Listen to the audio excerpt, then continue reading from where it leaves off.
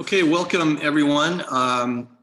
Thank you for tuning in. We're going to be talking today about climate justice and how that affects our main topic, which is around electrification, but bringing in this concept of equity and exploring the notion of climate justice broadly as well. We're really excited about our panelists today, who we're going to introduce a little bit more detail later, but we have Oriana Magnera from Verde and Charity Fain from Community Energy Project with us today. And Joe and I here, who you might know from past webinars, will be helping moderate, but for the most part, we're going to be letting Charity and Oriana take over the conversation for us. So thanks for tuning in. I do want to just give a little shout out to our growing coalition of members who are making this Electrify webinar series possible. You know, we're going to be exploring multiple topics around electrification, some of them really practical, like how you install a heat pump water heater, for example, and some that are more high level, like today's topic, but all really important and interesting things around electrification. And this wouldn't be possible without the participation and the support of these organizations who help us put the content together and also get the word out about getting people to our webinars. So thank you to all our members. And if any of you are out there from a different organization and you're thinking it might be aligned with this and want to help participate, just give us a shout. We'd love to include you. Yeah, and I wanted to say a couple words about our Electrify Everyone Fund. You may have noticed when you were registering for this event, we offered a space to put donations in. We really want to thank all our attendees. In our 3 webinars we've done to date, we've raised about $500 for the Electrify Everyone Fund. And we'll put a link in the chat room to this fund. Basically, it's normal folks just donating to this fund that then buys and installs heat pump water heaters in income qualified households through the Community Energy Project, who we'll be hearing from later today. So we've already, Brian reminded me, it's $700 or $800 to install. $700 to install a new heat pump water heater. And we've already had $500 raised just through these webinars. So we're almost close to raising enough for our first water heater through this webinar program. So I'm going to put the link in the chat, and please donate, and thank you to all those who've donated. So before we get started, I just want to give a little idea about what we're going to be covering today. And these are some of the questions that are going to come up, I think, during the conversation. And if we have other questions that any of you have that are along these lines, we want to hear from you. So make sure that you put those questions into the chat. But I will speak for myself. I'm sure everyone is in a little different place on this. I'm really excited about today because we've got 2 such great panelists to talk to us with deep experience around this topic. And I feel like a relative newcomer to this whole concept. And I have to admit, when I first heard about it, I was a little bit unsure why it was so important. And I was kind of coming from the standpoint of every pound of carbon is a pound of carbon and get it where you can kind of approach. And I think a lot of us that are in the area of trying to do what we can to avoid climate change and help transition the world to clean renewable energy, that at first blush, it's kind of like, well, why is this so important? And so I feel like I've gotten much more up to speed on this, but I have a lot to learn. So I'm excited about today. And it's become very clear to me that this is a really useful way of understanding the problem better, and also understanding why it's important to have this kind of concept of justice in your mind as we're thinking about solutions, so that we bring everyone along with us. And I think it's great also that a lot of us have just become more aware of the whole topic of justice in general because of what's been going on over the last year or so in the really public dialogue around justice. So it's a good time to be having this conversation, I think. And it's a good time for all of us to get a little more educated about it. And then, it's a chance for us to reflect on how it impacts the work that we're doing in this space, or what we should be doing, or how we might be wanting to think about it differently. So I'd encourage you, all of you, if you have questions, please put them in the chat. We will try to address them along the way, but if not, we are sure to have some time at the end for a Q&A where we can address those questions in detail. So I'm going to turn it over now to our panelists, and I'm really excited, like I said, to have them because, first of all, they represent two organizations that are really deep into the, involved with the community here in Portland and working with the community to make improvements in the lives of some of our community members, but also work in policy to help policies that support this equity kind of approach to climate work in general. So I'm going to leave it at that and let them introduce themselves with more detail, but please welcome Oriana Magnera and Charity Fain. And I'm going to stop sharing my screen here so that Oriana can get started.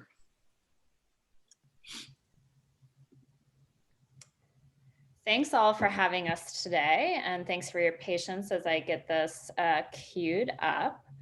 You may see Charity and my faces in the little boxes to the right of your screen, but you'll also see some lovely pictures of both of us here. So you remember that there are humans on the other end of this webinar.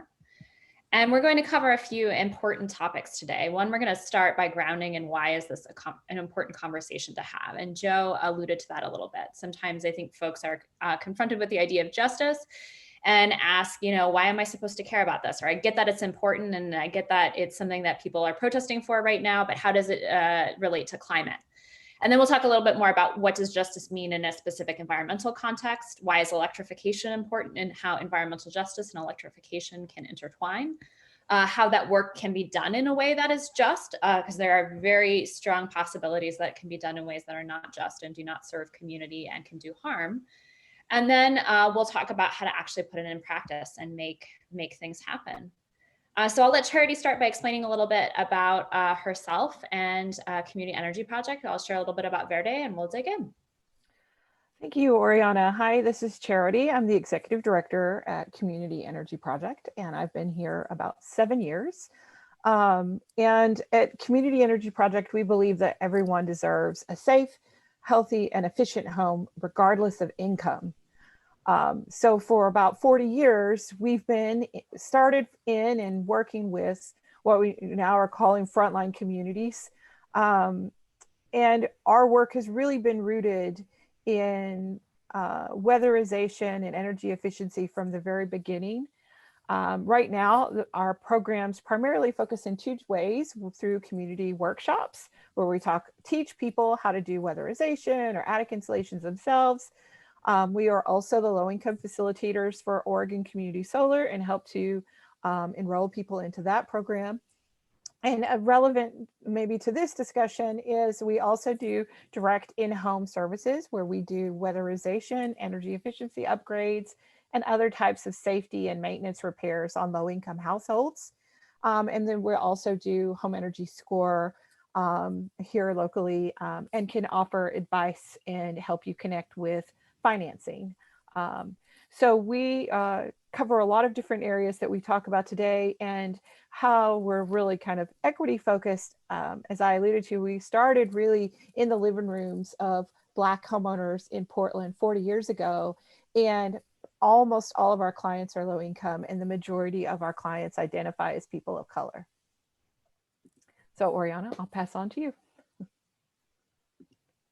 Thanks, Charity. So Verde, the organization I work for, it has a mission to build environmental wealth through communities through organizing, advocacy, and social enterprise. And my role at the organization is the Energy, Climate, and Transportation Manager. My role involves playing in the policy space at the state, the regulatory, and the local levels, and sometimes a little bit federal. And then also stewarding the Cully energy plan. Verde organizes out of a neighborhood in Northeast Portland called Cully. And Cully, if you're familiar with the Portland area, is the neighborhood closest to the airport. That's very significant because there's quite a bit of pollution that comes from the airport. There's also pollution in Cully that comes from the rail line that runs through, the diesel trucking corridor that our office is on, and industry, including an asphalt grinding facility and a bottle recycling facility that put a lot of really harmful emissions, and not just carbon emissions, into the air of the Cully neighborhood.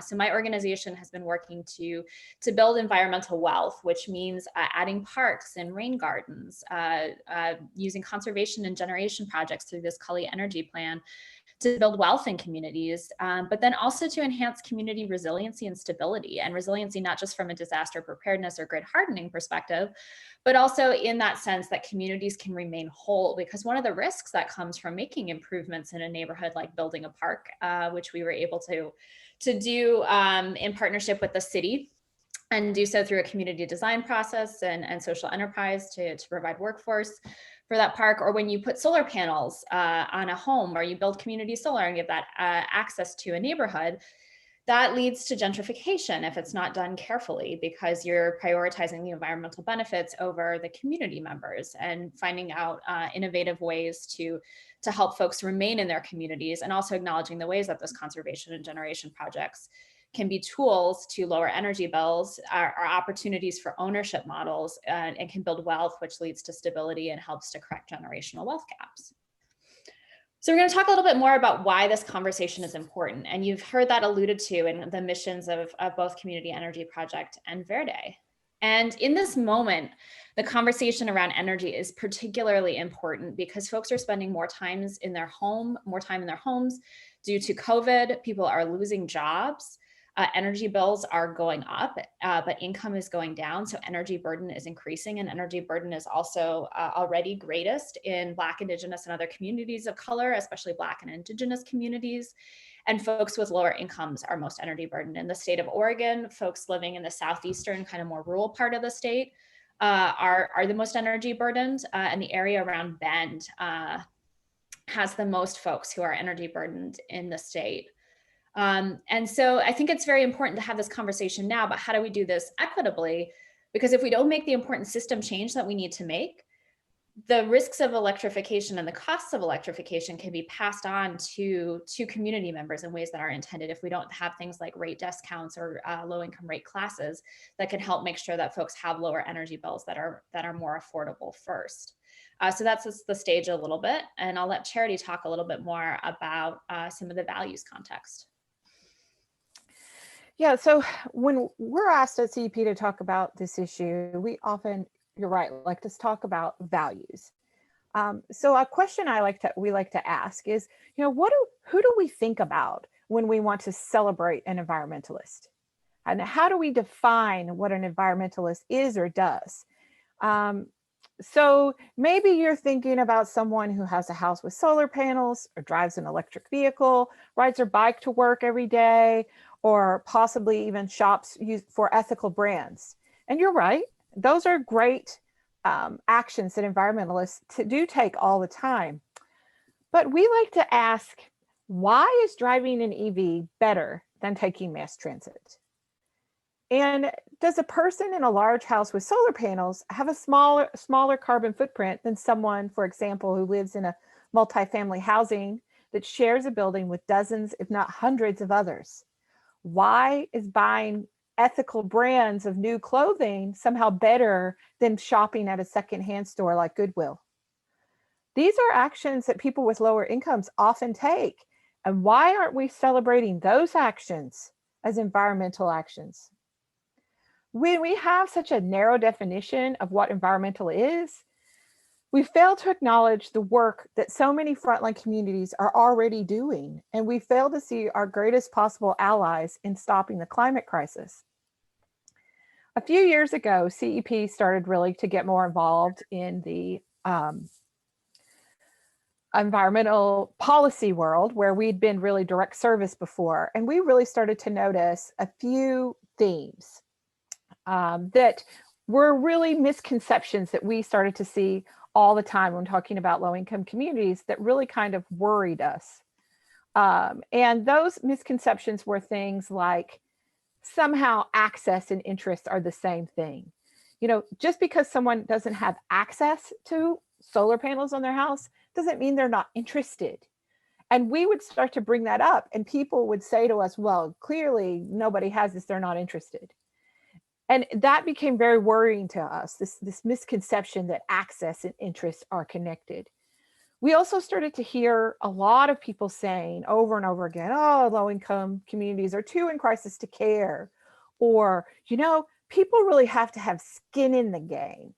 They got to pay the fair share, just like people of means do. And while these are, maybe conflicting ideas, we think they really stem from a deeper assumption. And that assumption that we hear unspoken, even sometimes just spoken, is that people in crisis cannot pay their way and therefore they don't deserve access.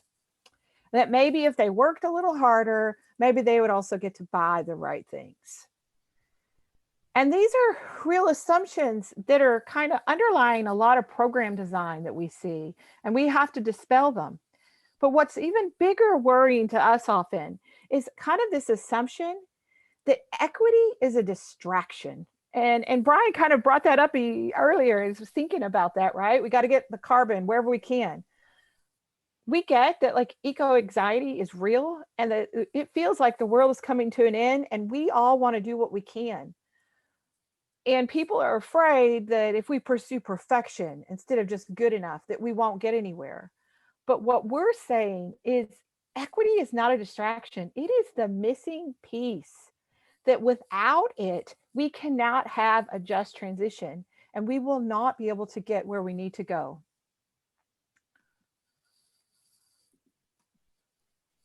So we like to use a little analogy to kind of explain what we do and why we're doing it. And that is to solve the climate crisis. Let's think of ourselves as on a boat, right? We're on a boat headed dangerously toward runaway climate change. And we've known for a long time that we're really off course. And the rudder we've been using has really been trying to get a small group of pretty privileged people to take action to reduce fossil fuels. And those actions we already talked about, right? You'd be a vegetarian, buy panels. But the real problem here is that that rudder simply is way too small. We need more people involved in the vision, and we need more people involved on the ship to help us change course. And this is an analogy we've been using for a little while now, but I think we got to push that analogy a little bit. If we really start thinking about justice, we also have to think about who's the captain of that ship, right? Who's steering and moving the ship? And it's time that we all really start to think about and promoting and helping frontline communities to be the leaders of this work, and not just another group that you're trying to do outreach to, but who is really included, how people are included, and who's leading the charge. So that brings us to what environmental justice actually means. And it's not just who's leading the charge, but who's prioritized in solutions. And we'll talk a little bit about some of the principles at play here. Many folks have probably seen this graphic before. It's super problematic, and that's why I actually like to share it, because it demonstrates the way that thinking evolves in this work. For a long time, we talked about equality, this idea that like everybody needs the same number of resources, and some people didn't have access. We finally acknowledged that, but then we were like, oh, we'll just give everybody the same.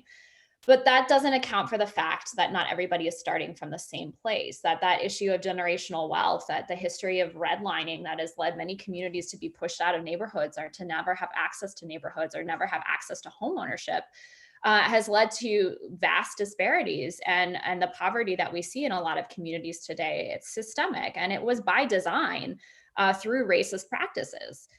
So then we move on to this idea of justice, which is about really acknowledging the reality that like this isn't even a level ground that folks are on, that like that it's buckling and it's collapsing, and some folks are deep in a fissure and other folks are given incredible advantage and privilege. And the issue is also that there's this fence here in this graphic in the first place, that the system was designed for people to be separated from resources and opportunity, and to pit communities against each other. And that really plays out in this idea of just transition. I think someone mentioned it in the chat, and someone else mentioned the triple bottom line of profit, planet, and people.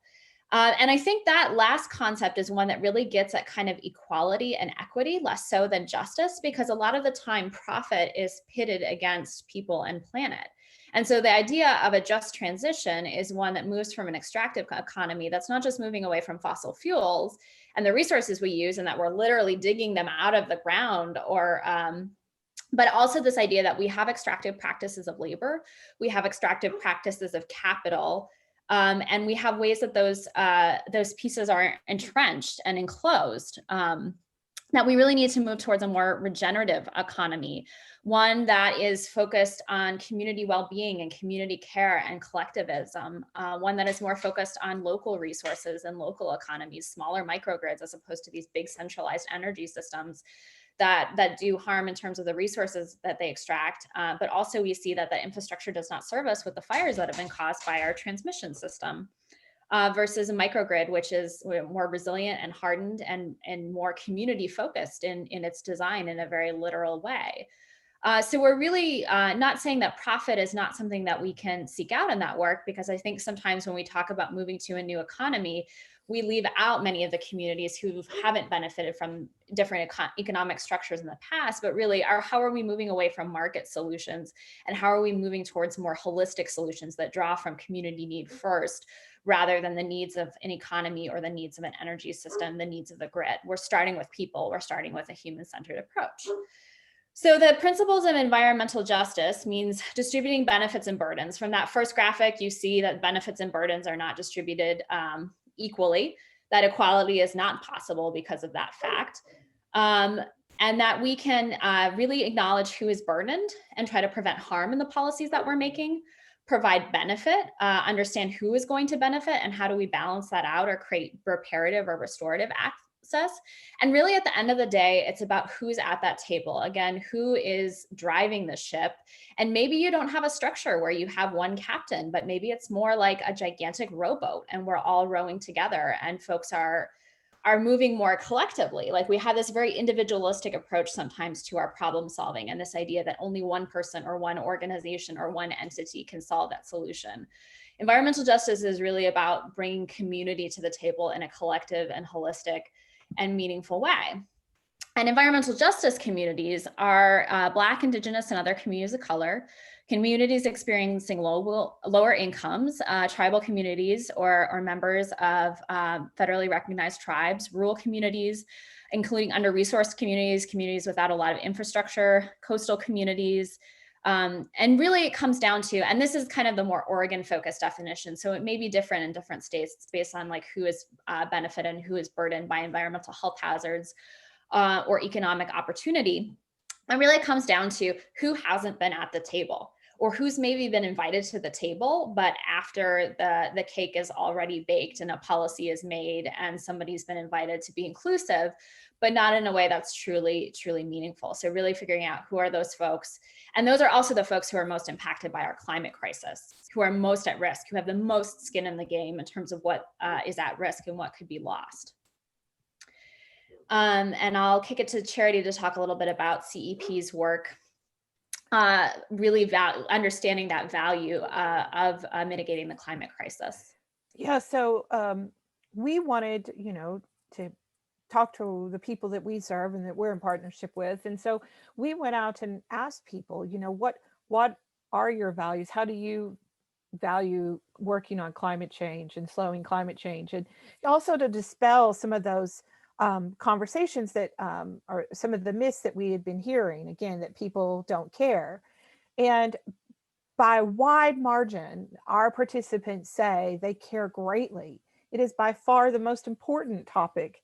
And, people brought up issues of their own health, the health impacts and impacts that they see already on their health.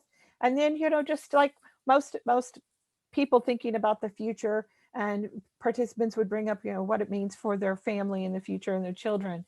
So we really wanted to start dispelling this myth that people don't care. People care greatly, and it's often lack of access. So, we need to talk about, and we will in a little bit more about what some of those barriers are.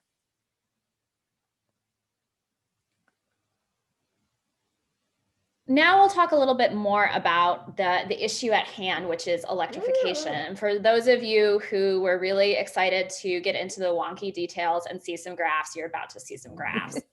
And the first here is looking at where greenhouse gas emissions come from. And this is from some analysis that was done by Architecture 2030 for a project that Verde worked on around building a roadmap to net zero buildings through the Zero Cities project. And they found that in the Portland area, which is where Verde is based and CEP is based, about 25% of total greenhouse gas emissions come from building stock. So the energy and resources that we're using to heat our buildings, to turn on our lights and run our appliances is incredibly impactful in terms of addressing the climate crisis going forward. When you also look at the fuel mix of energy consumption and where greenhouse gas emissions come from, it's about half and half between natural gas and electricity right now in the Portland area, but most of the emissions actually come from electricity at this moment. And that's because we have a fair amount of coal and natural gas in our fuel mix system.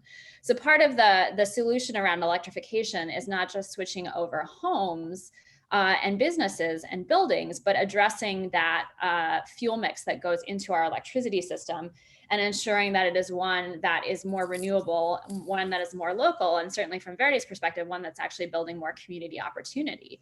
The farther away we get from community, the more impact a resource has on the system and on other communities than if we are able to have more of that localized resource. And a really great example is even if we switch to renewable energy completely, if we have tons of solar panels out in Eastern Oregon where the resource is good, there's still global impact because of where the resources and minerals that go into solar panels and batteries come from and who is doing that labor, and the fact that in many cases that labor is slave labor.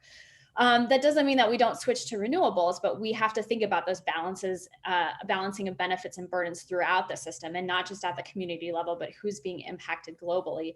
And then also, how do we shift? And again, recognize that the farther we get away from the people who are using a resource, the more likely it is that there are going to be multiple steps in the way that can potentially do some harm. So as we switch and shift natural gas out of our system, from a heating and cooking perspective, but then also out of our greater electricity system, we have to make sure that we're doing so in a way that is meaningful and equitable. But then we also have to talk about, where do we start in this work? And sorry that the next two graphics are a little bit blurry, but in the Portland area, most of the buildings between single family, multifamily, and commercial and industrial are existing buildings. A lot of the time, natural gas policy from a heating and cooling and banning perspective is really focused on new construction, because that's the easiest place to get a win and the easiest intervention point in the system. But when we look at our actual building stock, new construction doesn't have that significant impact. And new construction is also more likely to house people who can afford market rate housing, unless it's explicitly affordable housing, or you have inclusionary zoning built in so that there are units that are affordable in market rate buildings. There are people who can afford that space. So you're leaving out a huge sector of folks who live in existing buildings. And in many cases, those buildings are of more poor quality, and the benefits of energy efficiency and switching from like a gas furnace system to a ductless heat pump can have many benefits from a health perspective as well. And we'll talk a little bit about that more. And then this graph shows kind of the same story. And even though as emissions go down over time, that existing building stock has the biggest impact on the system. And so our solution really, from Verde's perspective, has to start with existing buildings, and also has to start with those folks who are most likely to be left with stranded costs in the system as other folks leave the system. And even if you have a situation in which new customers aren't being created through new construction, you still are creating a market drive for folks to switch. And so people who can afford the capital to make a switch to a ductless heat pump or to electrify their home are leaving the system and leaving the costs with the folks who are renters and don't have that capital or don't have the ability to make those changes in their homes.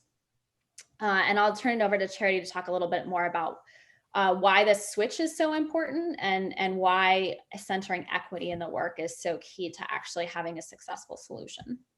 Thanks, Oriana. Yeah, so one of the biggest like shovel-ready deployable technology that we can do right now to reduce emissions and increase efficiency is just simply converting water heaters to heat pump water heaters. So again, going back to like the existing homes. And if we had an aggressive campaign to convert all water heaters in Portland to heat pump water heaters, there would be an immediate 30% carbon reduction. And that would avoid both direct emissions at the household level and by reducing the demand for electricity. And, a good point of data about that kind of work too is that if we're just looking at water heaters alone, that would save Portlanders an estimated 39 million a year in avoided utility costs. So we know there's like some really good projects to start right now.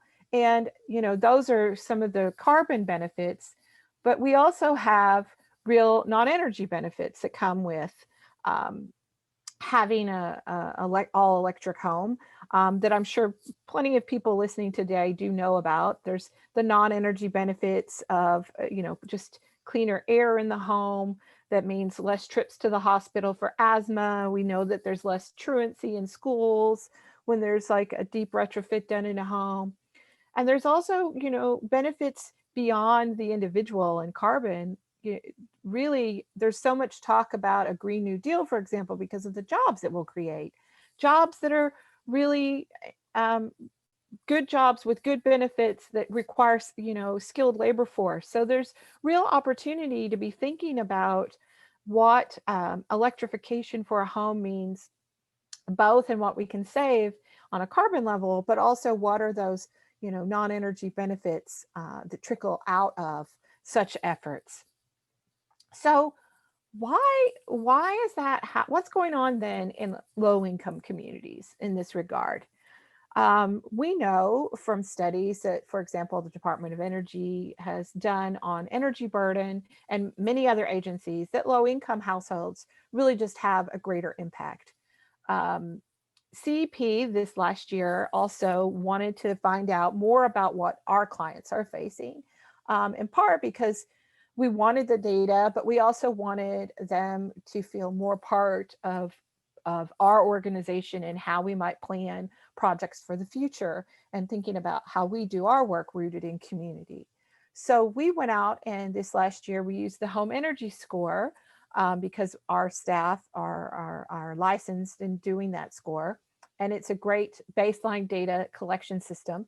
And out of our 100 clients that we have done home energy scores, we found that about they have oil heating, for example, 2% higher than, or 2 times higher than what the average Portlander you see right now in Portland. And while we know their square footage of their home is smaller than the average, their energy burden is higher.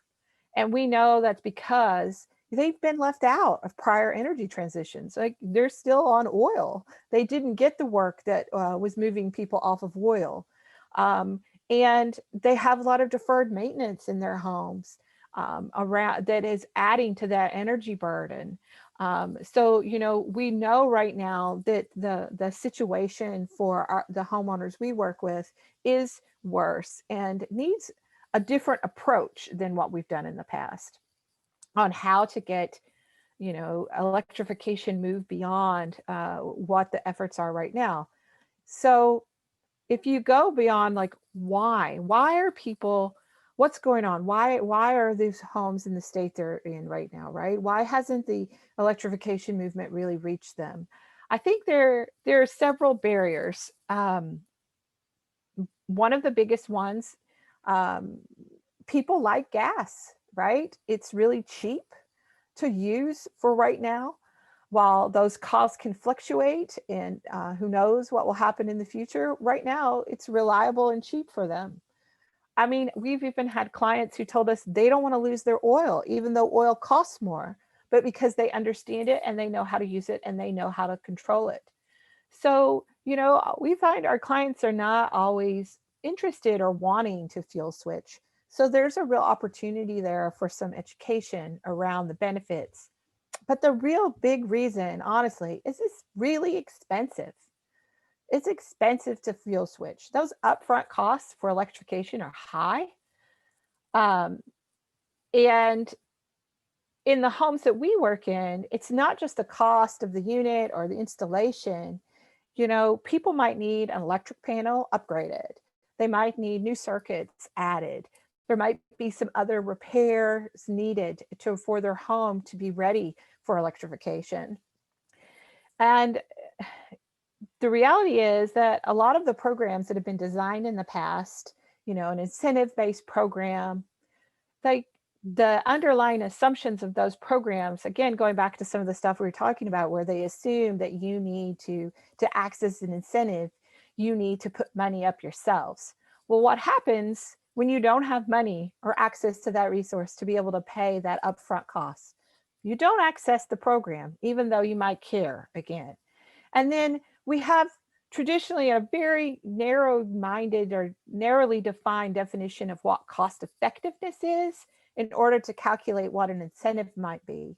And those cost effectiveness calculations, you know, won't cover the cost of the electrical panel or the new circuits. And so it makes doing this work really hard. And I think something that people really need to be thinking about, that I've started saying more and more, is the reality is, if we're going to serve more low-income households to switch from something like, you know, gas to heat pump water heater, we have to stop thinking that, stop using cost effectiveness as a calculation at all. This work isn't going to be cost effective ever using those old calculations. But ask yourself, what's the cost of not electrifying? What's the cost of not being able to do this work? I have a board member who did some research with Marty Frank and Bruce Manclark a few years ago, did an estimate on what it would cost to do a deep retrofit on every home in the city of Portland, every single family home. And by their calculations, it would cost about $2.7 billion to do every single family home. And people think about like, oh, you know, how would we pay for that? What's the cost here? And I just like to remind people that, you know, football stadium in New York a few years ago was around $2 billion by itself.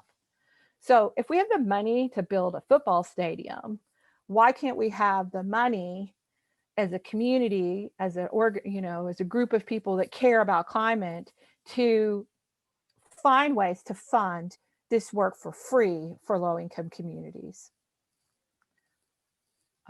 So back to you, Oriana, I think. We can talk a little bit more about how to put this into practice. And just keeping an eye on the chat, I noticed folks talking about, what if we didn't have cost effectiveness tests? What if we had carbon effectiveness tests? And I'm going to challenge that idea pretty strongly. One, that when we overly focus on carbon, we don't focus on other emissions and impacts, which again, for the Cully neighborhood, where co-occurring emissions are a much bigger problem than carbon specifically. Carbon has that greater environmental impact on the broad scale.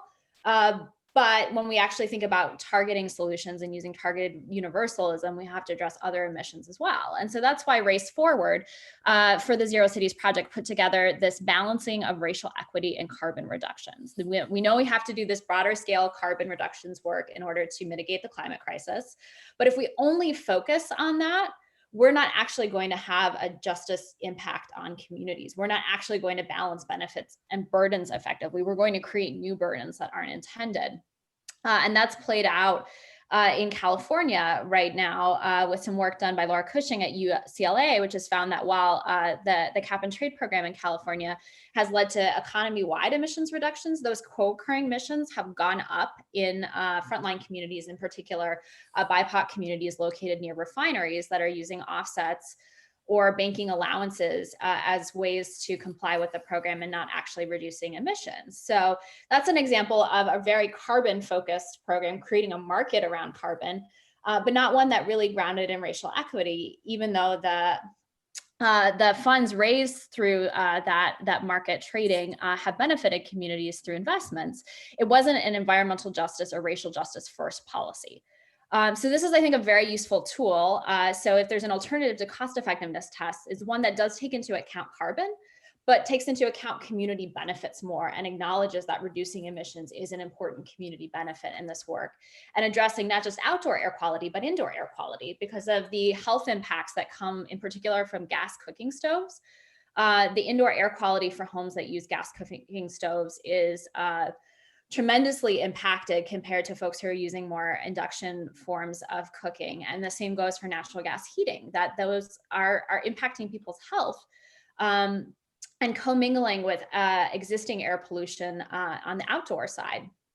And so ductless heat pumps also have an important impact in communities because they can help purify air and address that outdoor air quality mixing with indoor air quality issue, which is key in this work. So as we figure out how do we actually do this going forward, how do we prioritize communities?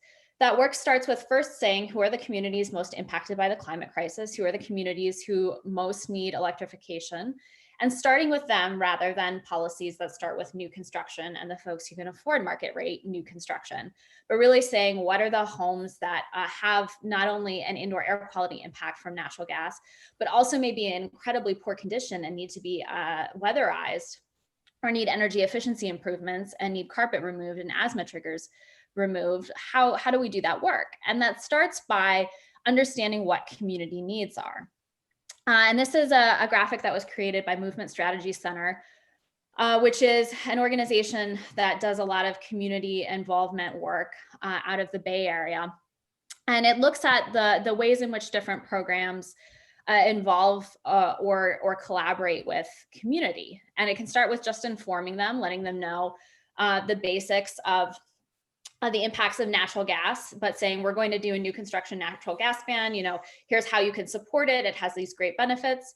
Consulting is maybe getting some input, but that's a situation in which maybe you have more of a baked cake that you're bringing to community and seeing how they feel about it. Involving means ensuring that community needs are integrated, that you're identifying those homes that need to be replaced, that community is helping shape how you're prioritizing the transition and what homes and resources or incentives will be utilized to do that. But really what it comes down to, and I don't always love the baking the cake analogy, because a lot of the time community doesn't necessarily want to bake a cake. Maybe they don't want to make dessert. Maybe they want to make like an amuse-bouche or like a curry or, something else. Like instead of just giving community the ingredients and saying, go ahead and make, an electrification program co-creatively, we have to think about where does community actually want to start and how do we meet community where they're at and figure out how to build in these bigger climate benefits and how to build in this greater goal towards net zero buildings or electrification or that work. And that means deferring to community, acknowledging and trusting that they have an interest, as that slide that Charity shared showed, in mitigating the climate crisis, but that they also have interest in ensuring that their rent doesn't go up and that they're living in healthy and safe homes. So starting with those needs is a good way to reach that ultimate goal and to do so in a way that provides the maximum community benefit. And that's the way Verde has built our work around the community energy plan. This means that community is leading the work and that there's also education happening along the way. That community is determining what questions it wants to ask about climate and electrification and net zero buildings. And in the work we did on the Zero Cities project, we used something called participatory action research, where community were both the researchers and the subjects. This is our participatory action research group who asked the questions about how do we kind of work on that pathway towards net zero buildings, and came up with questions they wanted to ask of community around gentrification and affordability and their experiences with housing. And in the end, this has led to a project in which we'll be developing an ordinance with community that community is leading and writing the language of, that will lead towards building performance standards for all buildings in the Portland area, but focused on rental properties in particular, and ensuring that we have good rental protections associated with that, and that we can address the issues that come up for folks who can't put in a ductless heat pump or can't switch to electrification without going through their landlord and the many challenges that come along that way. And as we build that ordinance, we'll continue this participatory process where community is determining what they want to know, how they want to get there, and having ownership over that work in a way that is meaningful. And that's important not only in creating a strong program, but creating one that has great buy-in. As Charity talked about the ways in which people feel very positively about natural gas.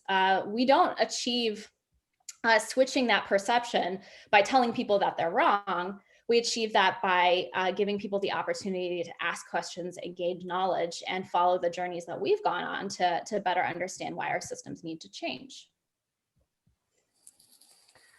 Yeah, and something to follow up on that, when we talk about how we work in community, or, if you're sitting there as like a program designer or energy utility professional, one thing that I feel is really important to start pushing back on is I personally don't ever want to hear another person in the energy sector call frontline communities the hard to reach. No one is hard to reach. If you have a program rooted and designed with an organized with an organized and educated community, just like Oriana and Verde were doing, right? That's on you to be flexible, adaptable, and something I heard Oriana also say there earlier. You really have to meet people where they are. You have to really start thinking about how you need to change, not how the community needs to change first, right? We need to take time to build trust. And building trust means you're investing, follows up, you're showing up at different places. And it's really important to start doing that kind of ground level work if we really want to talk about ways to do a transition that's in a just way, right? We can't have any more kind of community engagement or, public relations work where somebody from a government agency or a large bureau or utility shows up with a plan they've already designed and developed, and they ask community members to weigh in. That's a waste of everyone's time, and you're ticking a box and people know that, right? We really have to start thinking of this a lot more holistically. And again, back to my earlier, we need everyone in the boat and the ship.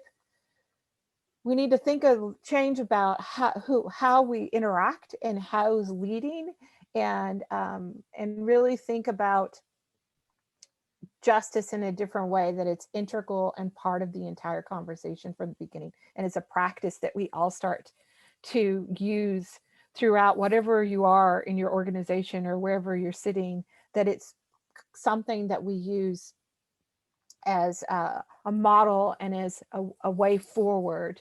And that if we start to do this work differently, we won't, I don't want to see us, 10 years from now. We don't have 10 years, but I don't want to hear another 10 years from now, an analysis and a critique of who were the people left behind. We can't afford to have anyone left behind anymore. So like some of the ways that the sector has operated just aren't working and have to change. And that's on us to be the ones to change it.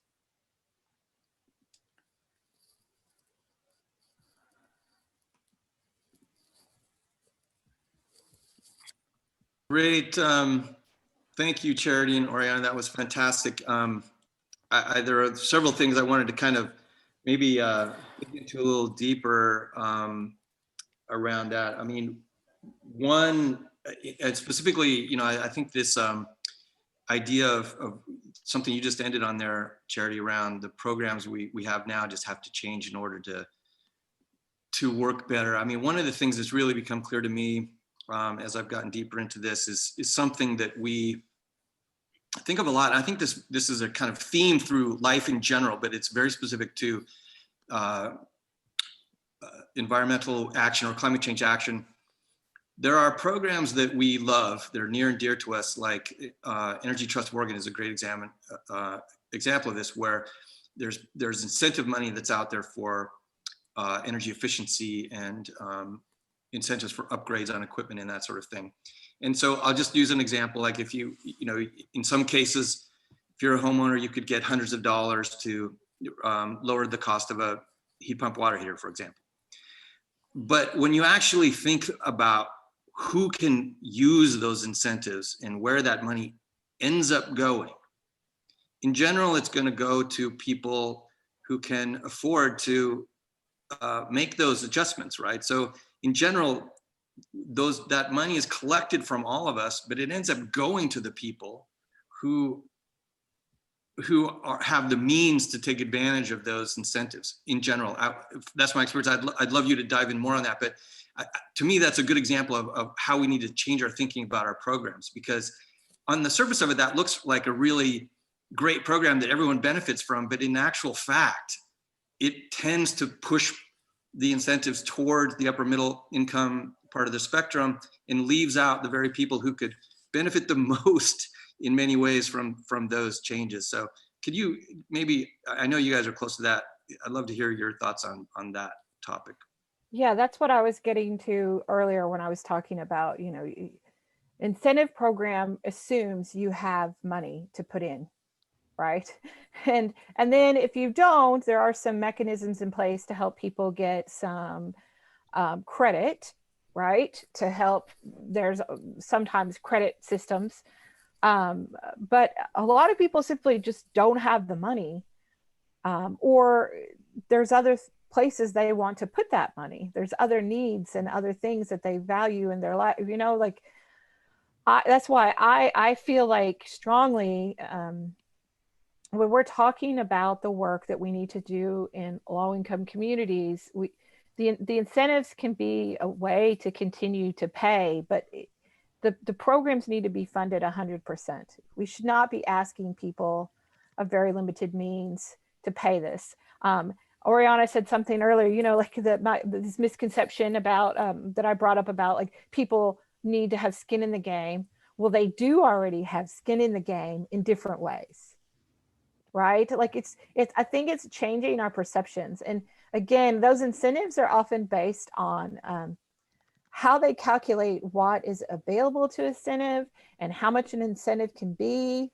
That entire system needs to be changed, or just we don't use incentives for low income programming, because low income people are paying into the rate-based systems. They're just not receiving the benefits. Yes. And I'm sure Oriana has other things to add on that topic as well. Absolutely. I think for me, it really comes down to who has wealth, building off of what Charity was saying, and how wealth has accrued historically. And I think you really have to look at the issues of racism that come up in generational wealth and who has access to capital. Even today, it's not just about like, do you have equity in your home or do you have investments, but there's still racist practices with regard to getting loans, with regard to refinancing homes, with regard to a lot of the methodologies that are used to get the capital in order to make an improvement project. And similarly, cost effectiveness tests don't take into account wealth building or community impact or the other benefits that come. They only look at the system as a whole. And are we benefiting the system with this measure? Not are we benefiting actual humans? Are we benefiting people? Are we reversing disparities in wealth through energy savings or energy ownership opportunities? We don't value any of those things in the way that we address how we design measures. And I think if we address electrification in the same way, and we just look at the system and we don't actually look at people, and we don't look at history, and we don't look at things like redlining and who gets to live where and in what housing and with what financing, then we're going to have inequitable programs that inevitably do harm. We have to start with those things. And that really starts with who is leading the work. Again, who is at the ship? Is it a rowboat? You know, do you have community leading the work? And in particular, BIPOC communities. Yeah, I love that. I have some questions here that we've answered a lot of the questions in the chat, but there's a couple we didn't get to, and I'll say one. Somebody wrote, I agree that that climate justice should include impacted and frontline communities first and foremost. I wonder about what is the role of corporate responsibility and why corporate impunity is so tolerated by various levels of government. That is a great question. I'm like, I don't know how to say that. I think from Verde's perspective, in a more radical sense, like, again, we want to deconstruct and recreate economies that are more focused on who is benefiting first. And a lot of corporate structures are designed to entrench white supremacy, to entrench a lot of these systems that are doing harm. And the same goes for market-based solutions in this work. So I think we have to address that corporate impunity issue and the way that corporations are deeply entrenched in politics, and the way that corporate lobbyists can have incredible influence on policy, and the resources that are accessible there that are not accessible to community-based organizations who are trying to scrappily advocate for policy. Like, that's a whole issue. But I think the question is not like, where is corporate responsibility? Because I think I would argue, I don't know that exists necessarily. There may be good intentions and good people, but the system itself is designed to do harm and entrench wealth in certain communities and uphold the system as it is. Like, we really have to remake our system from an energy perspective, from an economic perspective, in order to achieve the change that we need long scale. One thing I'd like to add to that, how many years now have we known that we need to be addressing climate change more seriously, right? How many years have you heard in 10 years and 20 years and how many years? Like, there isn't time anymore. And the market-driven system hasn't gotten us anywhere close to where we need to be. So to think that there's like some market-driven response that's going to pull us out, I'm not to say that I think there isn't a place, but that it's all just kind of magically solved by the market. We'll incentivize the market. It has not worked, right? We are not there, nowhere near there to carbon reductions, and too many people have been left behind. So we just have to really start rethinking what those approaches are and what those fundamental assumptions, and we're offering up today a system and a way to do that. Yeah. I mean, one of the things that has occurred to me in this work is that, not all, but many of the solutions that we're talking about when you come to electrification have a lower cost of operations once you get on the far side of the transition. I mean, we were talking earlier about the expense of making that transition can be onerous, and it can be impossible for low-income people because of that. But regardless of where you are, there's that capital expense up front. But in many cases, once you've done it, you get this reward on the other side that's a lower operating cost. And Yep. What I think is so exciting about this work is that if you think about the importance of rethinking the kind of problems we have with wealth generation in this country, where so many people are just left so far behind in that respect, and the important work we have to do around carbon reduction. The huge bang for the buck is when you combine those two things, because then, like I'll use that water heater example again that, we love. Once maybe you had to upgrade someone's panel, maybe you had to put in some more wiring, you had to buy this expensive thing. Once you've done that, you're going to save that household hundreds of dollars a year in terms of operating expenses. And for someone who is struggling to even pay their electric bills, that's a super meaningful adjustment.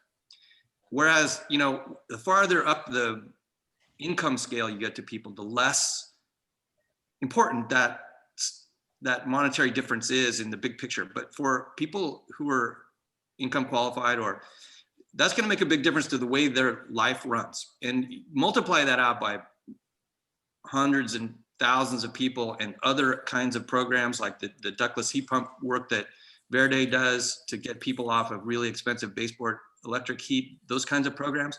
They have a meaningful difference in terms of the impact in terms of quality of life and the economics of life. And they have this great carbon impact. So, I mean, it just feels to me like it's like a almost too good to be true, double whammy kind of thing. If we coordinate public will and money against that and involve the community, like you say, because I think we all know, we've seen this so much that unless the community is interested in this, you're never going to make it happen. You have to have them driving it.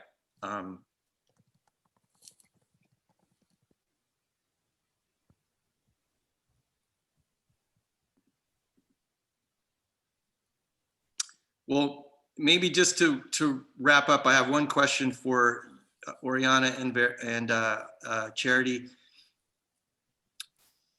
To those of us who don't work for an organization like yours, who's really, deeply involved in our communities, and community justice climate justice kind of like is a given within the work that you do in a way.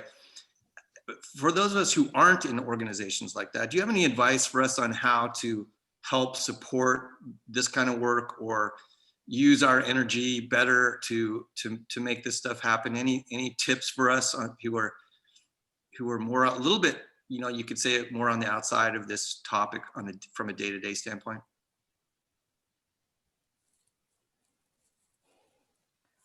I always say that there's, the work you can do as an individual, right? you can, if you haven't really started learning about justice or equity, then you need to take your personal journey, right? You need to think about what you know and what your misconceptions are and your biases, and you have your own personal accountability. And then organizationally, you can support organizations like ours, right? To do this work, to help. You can, there are many other organizations as well. And then I think there are real big policy changes that need to happen. And there are not always agreements in the policy world where what needs to be done. And so, you know, organizations like ours that are trying to do also policy work, we always need other groups to help push those policy agendas as well. So maybe not specific enough. Maybe Oriana has some more specifics. I think the question really starts with having a gut check. Like Charity talked a little bit about doing your work. Like I think that the first thing is that in particular for white folks, it is not the job of BIPOC communities to educate. And like there has to be some self-direction and some willingness to acknowledge and question privilege in work. But I think even focusing on doing your work is overly centering whiteness and white supremacy. And so then it comes into what are you willing to give up? Like what space are you willing to cede in policy making and program development? And how do you make that space for community? And this is something I think a lot about as a white person who works for a BIPOC serving organization and does a lot of organizing in BIPOC communities. I have privilege and access to policymakers and spaces.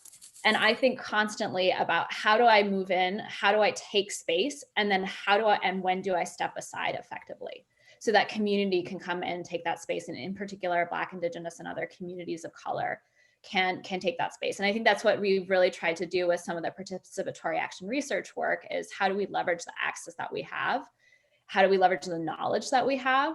How do we answer the questions that community has? And how do we let community follow the dreaming that they want to do to create the world that they want? Because the honest fact is most of the folks in this space are not the people who should be creating what the future looks like. We are the people who should be supporting what the future looks like, who should be using our resources to make it happen. But we are the ones who should be stepping aside and making that space and fighting like hell to support the communities who should be leading this work. And that means a lot of humility. Yep. And that means a lot of acknowledging when it is not your place. And that's something I'll admit I struggle with a lot, again, with the positionality of my work and just with my identity. And so I think that's like as a final call for folks today, really focusing on where can you create space and where can you do so in a very real way without like kind of keeping your fingers in it, but really gracefully step back and amplify and support. And I think just as a final thought, just acknowledging the moment we're in time right now with the election coming up, that safety is going to be an incredible issue for a lot of communities after the election, regardless of the result. And so really asking yourself as well, like, what are you not just willing to put on the line from a political or a work perspective, but what are you willing to put on the line to help keep the communities who are going to be at great risk safe? Like, what are you willing to sacrifice and give up? I think is a question that exists on all levels, and meaningfully doing racial justice work as a person with privilege, in particular white privilege, means really being willing to sacrifice.